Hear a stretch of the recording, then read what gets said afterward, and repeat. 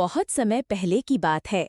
हिमालय की एक ऊंची चोटी के नीचे एक गुप्त झील थी, जिसे लोग नीलकंठ सरोवर कहते थे। ये झील आम लोगों की नजरों से छिपी रहती थी, क्योंकि इसे जल परियां अपनी जादुई ताकत से ढके रहती थीं। ये परियां बहुत सुंदर थीं। उनके पंख चांदी जैसे चमकते थे, बाल जल की लहरों जैसे लहराते थे और उनकी हंसी में घंटियों जैसी मधुरता थी। इन परियों की रानी का नाम था मेघवर्षा। वो बहुत बुद्धिमान और दयालु थी। उसका नियम था कि जल परियां केवल उसी इंसान की मदद करेंगी जो सच्चे दिल से दूसरों की भलाई चाहता हो। एक दिन झील के पास एक गांव में भयंकर सूखा पड़ गया। खेत सूख गए, कुएं खाली हो गए और लोग प्यास से तड़पने लगे। उस गांव में एक छोटी सी लड़की थी, गुड़िया। वो अपनी माँ के साथ रहती थी और हमेशा दूसरों की मदद करने को तैयार रहती थी। एक दिन जब उसकी माँ बहुत बीमार पड़ी और पीने का पानी भी न मिला, तो गुड़िया अकेली जंगल की ओर चल पड़ी।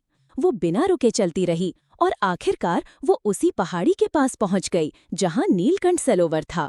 गुड़िया थक कर एक पत्थर पर बैठ गई और आसमान की ओर देखकर बोली, अगर कहीं पानी है तो मेरी माँ और गांव के लोगों को बचा लो। मैं कुछ नहीं चाहती, बस सब ठीक हो जाए।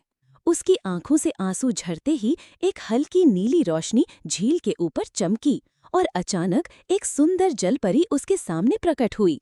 वो थी रानी मेघवर्षा। उन्होंने कहा, गुड़िया, तुम्हारा दिल बहुत साफ है, हम तुम्हारी मदद करेंगे। झील से निकलकर सभी जलपरियां गांव की ओर उड़ पड़ी। उन्होंने अपने पंखों से बादलों को बुलाया और पूरे गांव में मूसलाधार बारिश करवाई। कुएं भर गए, खेतों में पानी आ गया और सूखे का अंत हो गया। गुड़िया की माँ भी बारिश की ठंडी बूंदों से स्वस्थ होने लगी। जब गांव वालों ने गुड़िया से पूछा कि ये चमत्कार कैसे हुआ, तो उसने मुस्कुराकर आसमान की ओर देखा और कहा, ये जल परियों की दया है। उस दिन के बाद से नीलकंठ सरोवर एक रहस्य बनकर रह गया।